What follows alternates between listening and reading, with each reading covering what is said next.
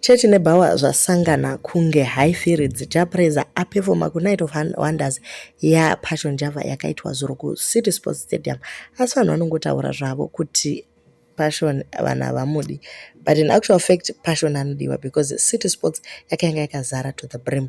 Vamwewo vakanakirwa chaizvo neperformance yaJah Prayzah. Handigoni kuzoisa zvangu apa nekuti YouTube inozondirova yondisa pazaspecial mo. Yes, yava Night of Wonders, asi zvakare kwakataurwa prophecy yavamwe baba vaiti iye akataura vobva vazadzikisa vachimupedzisira masentence. Chinhu chikuru chandaona ndechekuti maZimbabwean tiri pamuromo chete, asi paactual fact murume uyu tinomuda zvekudaro. Haungambooni City Sports yakazara kusvika pakadai, vanhu vachiudzwa zvanatwabamo, vana magafa, vana chii zvichiitiwa, vanhu vakateerera asi vachingoramba vachingoti pamberi naye prophet present worship ichitoimba, asi kana vapedza papoti Passion havamudi.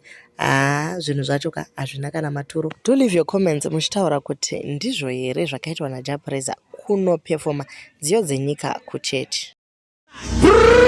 Prophesy.